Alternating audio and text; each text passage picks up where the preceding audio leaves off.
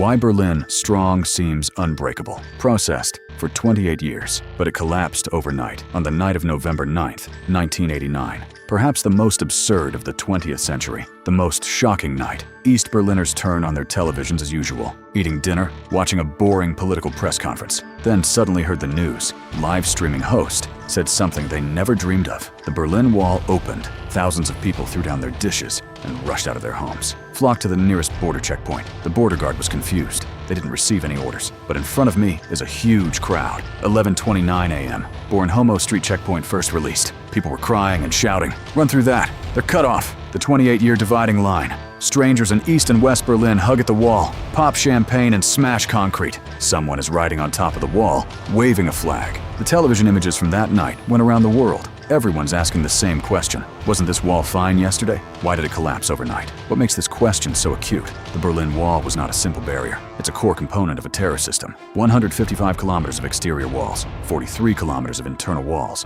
302 watchtowers, an open shooting zone known as the Death Zone. Over the past 28 years, 140 people have died trying to access it. 91 of them were shot and killed by border guards. The horror of this wall is not how tall it is, but behind him, standing the entire Warsaw Pact military group, 250,000 Soviet army in Germany, East Germany's own 80,000 regular army. There are also 91,000 full-time Stasi agents and more than 170,000 county people. This monitors the density of the network, never before in human history. For every 166 East Germans, there's a full-time secret police, including the temporary county people. 1 in every 6.5 people working for the Stasi. So the Berlin Bandits. And that's what's so weird about him. He wasn't breached by a foreign army. It wasn't overthrown by rebel forces. Not even by any organized revolutionary movement overthrew them. It was on a normal Thursday night, opened by a slip of the tongue by an official. A slip of the tongue can knock down an ironwood. No, definitely not. That slip of the tongue, just the last straw that broke the camel's back. The answer lies in a set of dominoes, and the first card. It collapsed 20 years ago. Before we officially start the extremely exciting content, Your Excellency must pay attention to the Sect Master 3 times in a row. Don't miss out on daily cognitive compounding growth. Let's start with the hardcore first, the economy of East Germany, because the underlying logic of all political collapses, both are economic collapses. What was the status of East Germany in the Soviet bloc? He is window country in the socialist camp, the one with the most developed economy. Per capita GDP reached $17,800, number 1 among all Warsaw Pact countries. But what does this first hold up? It's cheap Soviet oil, supported by raw material subsidies. From the 1960s to the early 1970s, the Soviet Union offered prices far below the international market supply of oil to East Germany. East Germany took this cheap oil and used it for itself. Some of them resell. Some were exchanged for hard currency for the West. I had a wonderful time. From 1961 to 1974, the standard of living in East Germany was indeed on the rise. The washing machine is available. TV as cars have gone from 3% penetration in 1961 to 15% of what it was in 1975. Although it is not comparable to the West, but in the socialist camp, that's a luxury. But here's the thing. The 1973 oil crisis broke out. International oil prices rose fourfold. Soviet Union at a glance. Why should I continue to send you cheap oil? So they started cutting subsidies. Consumer socialism in East Germany, immediately exposed. You might ask, what is consumer socialism? Simply put, it was the East German government that maintained social stability. Long-term subsidies for the prices of basic living materials, rent, bread, milk. Public transportation is all still down. By 1989, more than a quarter of the national budget spent on price subsidies. That is to say, the East German government preferred to deduct money from production and investment, but also to maintain the good life on the surface. That's why East Germany looks so good. In fact, they're already eating their own money. To what extent has production investment been squeezed out? And then in the 80s, the situation deteriorated sharply. The aging rate of equipment is appalling. The capital stock in East Germany was worn down by 46%. The wear rate of industrial equipment is as high as 55%. 47% of devices are less than 10 years old. Sounds okay. The same metric in SID is 70%. 20% of industrial equipment has been fully depreciated, but still making do. These rubbish light in the industrial sector. There's 133 billion marks on the books. Productivity is only 1/3 of SID's. Highway. The railway network is basically stuck at the level before World War II. You go out and take a train. The tracks are dated. Environmental protection is even more of a disaster. Bitterfield. It has been called the dirtiest city in all of Europe. Soot in the air. Serious pollution of rivers and lakes. 70% of East Germany's primary energy comes from lignite. This has made him a leader in all of Europe. The largest emitters of carbon dioxide. People watch SID TV. I saw fruit in the supermarket. Vegetables are piled up like mountains. Even bananas are luxury goods here. Imported fruits and vegetables have disappeared from the shelves. I couldn't even afford asphalt to build roads. The road is getting worse. Only people with hard currency to buy something decent in a special store. And at what cost? Is debt East Germany's foreign debt snowballed? By the autumn of 1989, net debt to the West reached 49 billion foreign exchange mark. Member of the East German Politburo, the head of economics, Kind Maytag, back in November 1988, at a small meeting of experts, desperate to say go on like this. It's all over, it's all over. The head of the National Bank in May 1989, report to the Politburo monthly increase in external debt, 500 million foreign exchange mark. At this rate, East Germany would have gone bankrupt in 1991. And here's what's even worse. They calculated a regular debt ratio of 150%. What concept? Internationally, it is believed that the regular debt ratio exceeds 25%. It has no credit value. The regular debt ratio of East Germany, that's 2 or 3 times higher than Mexico and Brazil. The Economic Intelligence Unit of the Stasi, in the October 1989 assessment report, have to admit the regular debt capacity of East Germany. It's beyond the limits of highly indebted countries. Fundamental economic policy decisions must be made. On October 31st, Gerhard Schaler, chairperson of the East German Commission for Discipline Inspection, submitted the famous document to the Politburo Crisis Report. The central conclusion is that, without significant changes in economic and social security policies, adjustments reduce the standard of living boots by 25% to 30%. The state will collapse in the short term. And here's what's even crazier. The report also proposes a bizarre idea. Using the Berlin Wall itself as a bargaining chip, ask SID for a new loan. Reporting the original painting means, you give me money, I'll open the wall. Even East Germany itself began to take advantage of the Berlin Wall, a bargaining chip. Is this wall still sacred to those in power? Not anymore. This is the truth of the first dimension, the fundamental prerequisites for the fall of the Berlin Wall. It was a total failure of the East German economy, a physique that can't even feed its own people, subsidies and debt to support respectability. Once the blood transfusion is cut off, collapse is only a matter of time. How did the blood transfusion stop? Which brings us to the second dimension, Gorbachev. If you ask any East German leader before 1998, what is Berlin's greatest security guarantee? They wouldn't say Stasi, I wouldn't say border guards. They would say the Soviet Red Army, the existence of East Germany. You don't stand on your own from start to finish. After 1945, the Soviet Union stationed a large army in East Germany in the 80s. There are still about 250,000 troops and a lot of armor.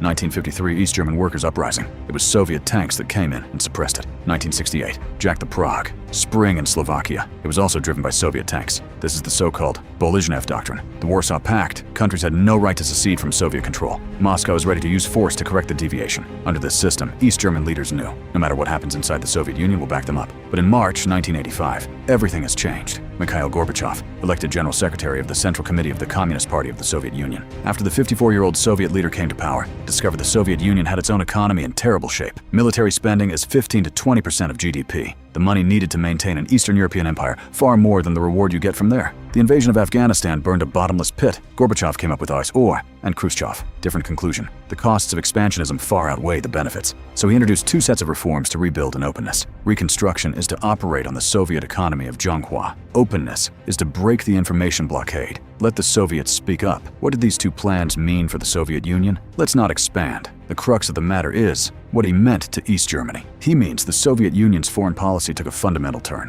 In 1988, Gorbachev officially renounced Brezhnev Doctrine. In its place is the so-called New Thinking, that every country has the right to choose its own path. The Soviet Union stopped interfering in the internal affairs of its allies by force. This sentence translated into the East German leadership. The words that people can understand are, your business, I don't care. You can imagine what this means for Honecker. He is like a pony who has always been protected by his eldest brother. Suddenly, I heard my big brother say that, from now on, I won't fight for you anymore. And here's the irony. Honecker is the most die-hard conservative in all of Eastern Europe. He refused to engage in any Gorbachev-like reforms. There was a joke that was very popular in East Germany. Gorbachev put a sign on the wall saying, Reform Honecker also put a sign on the opposite wall. No slogans. October 7th, 1989. 40th anniversary celebration of the founding of East Germany, and Gorbachev was there himself. Honecker probably thought it was to support him. As a result, Gorbachev was at the celebration, looking at the camera of the world, said the words that blinded Honecker. Life punishes those who are late. This is not a diplomatic order. That's a slap in the face. Honecker's face was clear. And the common people in East Germany. But I heard this sentence on SID TV, and I was inspired. Even Big Brother Soviet said we should change. So, what are we waiting for? And here's what's even worse. And here's what Gorbachev did. When the East German security services during the October 7th celebrations, when violently dispersing protesters, Moscow makes a clear statement. Soviet army in Germany will not participate in any repression of civilians. This was what the East German security machine feared most. The 250,000 the Soviets are no longer unconditional backers. Without this backing, East Germany's security machine confronted the people. I felt guilty for the first time. Well said historian Frederick Taylor. When 250,000 took the bayonet, the fate of Berlin is on the line. A deadlier blow is yet to come. Not only did Gorbachev let go militarily, there's still floating sitting at the bottom of the economy. The Soviet Union began to gradually cut economic aid to Eastern European countries and raw material subsidies. At the same time, part of the garrison was withdrawn. The cheap oil supply that East Germany depended on continued to decrease, and East Germany didn't have enough foreign exchange. Go to the international market and press test drive to buy. Early 1989, the East German mayor was urgently dispatched to Budapest face to face with Hungarians. Why dismantle border facilities? The reply he got was reassuring. The border is still guarded, but everybody knows that. The wind has completely changed direction, but Gorbachev's hands went out. It just creates an external condition on it, really chiseled the first hole in the ironwood. He's Hungarian. This is the third dimension. A crack in the iron. The border between Hungary and Austria. It is the weakest link in the entire ironwood. Why is that? Because Hungary itself is also engaged in reforms as early as October 1988, after Hungarian reformist Prime Minister Nemet came to power, start to push the dismantling. In addition to the electronic alert system at the border with Austria, this alarm system, codenamed SZ-100, built between 1965 and 1971, the total length is 246 kilometers. It replaced the barbed wire and minefields established in 1949. By the end of the 80s, even the Soviet Union no longer produces this set system maintenance parts. Hungary needs to repair equipment. We had to import stainless steel wire from the West. Spend a lot of foreign exchange. Hungarian Interior Minister István Horváth publicly admitted. There are also old-fashioned facilities in some parts of the border. Taken down after implying the truth, Secretary of State Bosk was even more outspoken. This electronic alert system is ethically sound, technologically and politically obsolete. February 28, 1989. Political Committee of the Hungarian ruling party officially approved the plan to dismantle border facilities. Case of May 2nd. Under the gaze of more than 200 international journalists, Hungarian soldiers start demolition. Barbed wire fencing at the main border, crossing point at Heiki Sholem, and alarm system. What was the reaction of East Germany? Almost indifferent historian Andreas Opratka says the East German leadership had apparently misjudged the crime. They thought it was gone, but the border is still there. No big deal. On June 27th, a picture that went down in history appeared Hungarian Foreign Minister Hoven Luo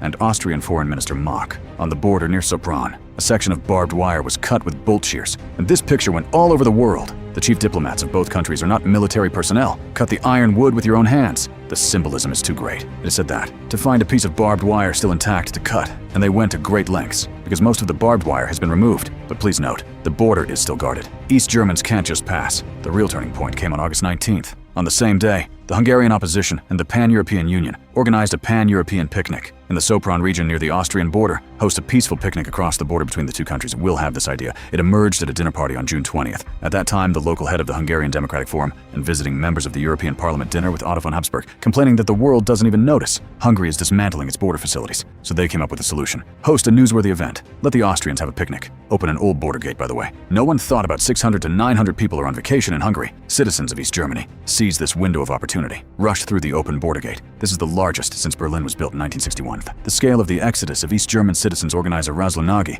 later recalled that we went for a walk with our family on Sunday afternoon. Who would have thought they were going to make history? 2 days later, August 21st, a young border soldier, in the pursuit of fugitives, shot and killed an architect from Feeding Horse. The incident forced Hungary to make a final decision. September 11th at midnight, Hungary officially opens to East German refugees' western border about 2 days ago. 14,000 East Germans fled from Hungary. At the same time, thousands of East Germans flocked to West Germany Embassy in Prague and Embassy in Warsaw, pitching a tent in the embassy garden request to leave the country. On September 30th, Foreign Minister Sid, standing on the balcony of the embassy in Prague, to the refugees crowding the garden below, say that historic word. We're here today to inform you of your departure. The following words were drowned out by the cheers to Schabowski. When that press conference was held, there were already nearly 200,000 East Germans through various channels fleeing to the west. What does that mean? This meant that East Germany was losing population at a rapid rate, and we're losing the youngest, most active, most courageous ones. Those who remain are also thinking they can go, why can't I? So Hungary's borders are open. It dealt a psychological blow to the Berlin Wall. When a big hole appears in the iron wood, people can't get past the Berlin Wall. The more fear, the more it disintegrates. The wall is no longer a physical barrier, it's about one person. Outdated facilities that can be bypassed at any time, but it's not enough for someone to escape. Someone has to stay, and those who stay have to dare to come forward. Which brings us to the fourth dimension, the collapse of the surveillance empire and the death of popular fear. As I said earlier, the Stasi have the highest density in human history, monitoring machines for 91,000 full-time employees, 173,000 local residents, 1,553 West Germans, over 280,000 cooperating agents, 18 million people, 6 million secret files were created, 1 in 3 people is monitored. His slogan was, "We are everywhere," and that's not bragging. It's a fact. Your neighbor may be from the county, your colleague may be from the county,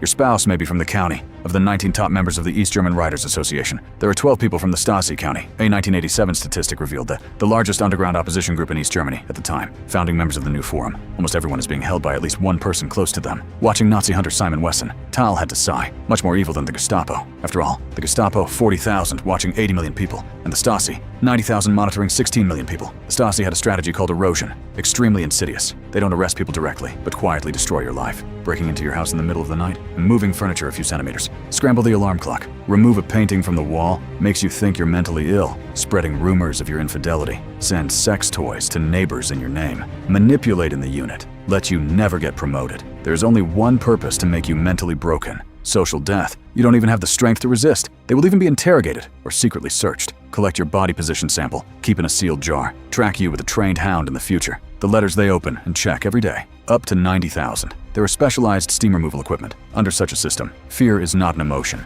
It's a way of life. You don't talk about politics. You don't trust strangers. You keep your voice down when you talk at home. But in the autumn of 1989, the system is starting to fail. Why? A few reasons. First, the Stasi himself began to doubt after the 1987 Environmental Library raid. In 1988, Karib, after the Nessie Rosa Luxemburg protests, even members of the United Socialist Party themselves are questioning in private. Is the Stasi okay? Can it still effectively deal with the opposition? One requires everyone to believe in him, the all-powerful horror machine. Once someone begins to doubt his abilities, he has already lost half. The second scale is out of control. When full of emotions, it went from a few hundred to hundreds of thousands. As an ordinary citizen, 170,000 not enough sources. You can monitor 10 100 opinions, but you can't spy on 1 million angry citizen. September and October 1989. The Stasi are in reports everywhere, filled with a sense of powerlessness. They're in Leipzig's report, recorded the slogans of the demonstrators. The size of the crowd was recorded, but it can't be stopped. And thirdly, and crucially, the people are not afraid anymore. Fear has a tipping point when he has accumulated to a certain extent, or become despair, or become angry. East Germans in 1989 opted for the latter. September 4th, peace at the Church of Libicini Clay.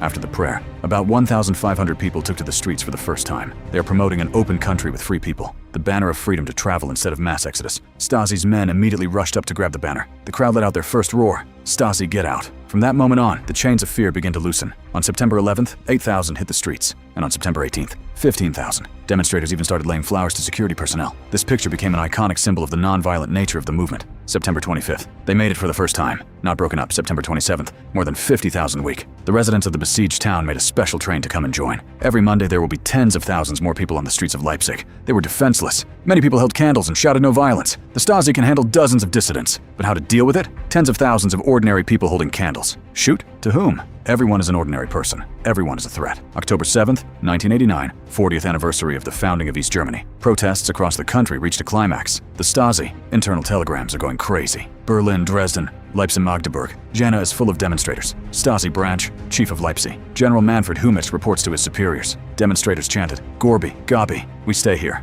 Approval of the new forum, 123. Stick police used batons and dogs to disperse the crowd. Tear gas and blister carts were used. Some bubble cars are also equipped with dye water tanks, used to mark fleeing demonstrators for subsequent arrest. But the crowd dispersed and gathered and scattered. October 9th, Dresden main station. Massive riots broke out because through East German territory, trains to West Germany pass through there. The platform is full of thoughts. People hitchhiking and people walking to the car, people waving goodbye. The real turning point came 2 days later, on October 9th. This day, all East Germany is waiting in Bingsee. East German Interior Minister Dickertson. The crackdown plan was approved as early as October 6th. More than 3,100 police officers were dispatched to Leipzig. Of these, 1,755 were transferred from other places. 8 factory battle groups with a total of 610 people. On standby, 1,500 People's Army soldiers standby on the perimeter, plus more than 5,200 armed personnel, and the Stasi agents and local reporting at Leipzig people. An article was developed on October 6th. Battle Group Commander's statement. Call the demonstrators unscrupulous elements when necessary, holding weapons to crush counter-revolutionary actions.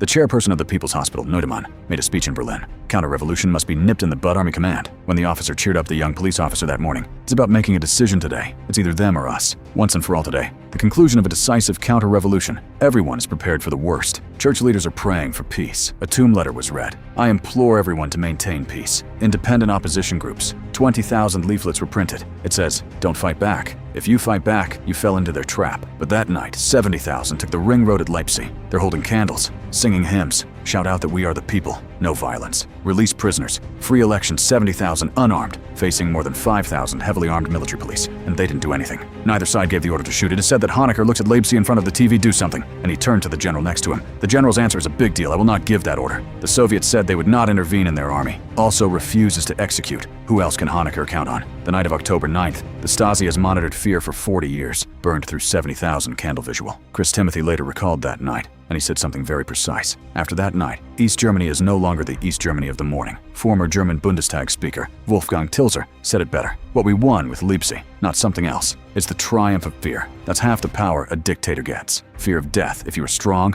you will not live long. From October 9th to November 9th, in just 1 month, demonstrators in Leipzig rose from 70,000 to 120,000, up to 300,000. A third of the entire population of Leipzig was on the streets. Slogans from the people of our city gradually become "We are one people." They went from demanding reform to demanding unification. All East Germany demonstrations broke out in more than 50 cities. On Monday, on November 4th, at the Alexanderplatz in Berlin, the number of people reached 500,000. The whole country is like a boiling pot. The lid can't be pressed anymore. On October 18th, Honecker was forced to resign. Egon Krenz takes over, but the soup doesn't change the medicine. The new leadership is still trying to use limited orientation, blasting to preserve physique. Travel is allowed, but not free travel. Easing exit, but not eliminating borders. What they want is a precise, controlled loosening. A progressive reform of opening windows without breaking down walls. Then came that ridiculous night. November 9th at 6 p.m., East German Politburo member Schabowski entered the International Press Center in East Berlin, facing a room full of sleepy reporters. He had just graduated from East German leader Krenz, holding a piece of paper in his hand.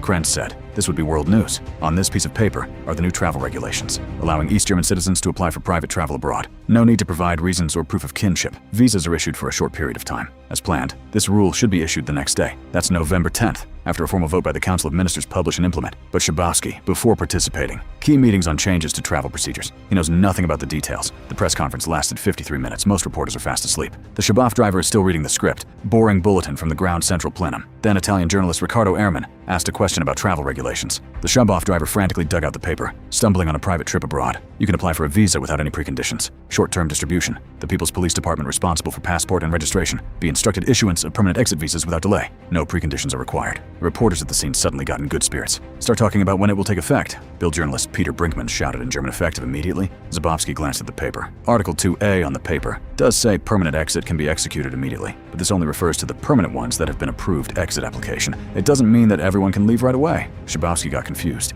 He hesitated for a moment, said the words that changed history. As far as I know, effective immediately. Say it yourself. Brinkman asked twice more. Does this also apply to West Berlin? Schabowski took another look at his finger. Read out the sentence that applies to West Berlin. It's completely blown up. Sid TV in a few minutes. We sent out a news flash. The Berlin Wall fell. East Berliners turn on the radio and watch Sid TV. I knew it all at once. Thousands of people dropped everything, rushed to the border checkpoint, but the border guards received no new orders at all. What Schabowski said at a press conference. Even the border guards don't know. The phone at the prosecution station was blown up. Soldier in the dormitory. Superior. Superior in the dormitory. But that night, no one can give clear instructions. The first guard to open the border was named Jaeger. He later recalled that they were soldiers with years of education. If the central government issues an order to stick to it, they won't open the door. But the reply he got was that I had not been ordered. No instructions for you either. One side is angry. More and more people. The other side is blurry. The superior who can't tell replies to Born. First place at the Homer Street checkpoint. Finally chose to open the door 11:29.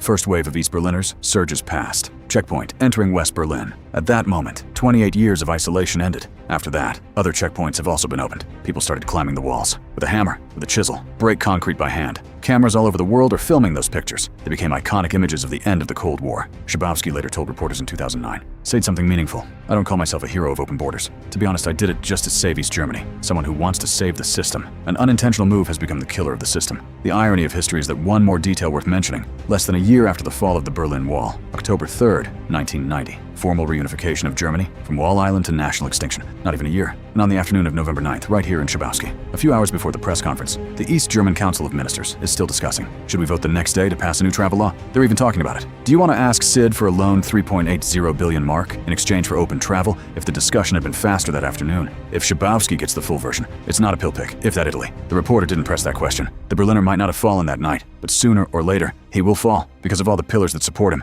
it's been hollowed out. The story of Berlin Strong tell us a profound and cold truth. Any system held together by fear and blockade, the more unshakable the appearance looks, the more fragile the inside, because of its stability. It is not based on the approval of the people. It is based on the silence of the people. Silence is not identity. Silence, just another name for fear. The day when fear dissipates, silence becomes a scream. The wall becomes a ruin. That day can come soon. You can also come very slowly, but he will definitely come at the end. Congratulations on watching this video. Cognitive improvements today. If you like my content, please follow me. Send an arrow to 3 companies. Thank you.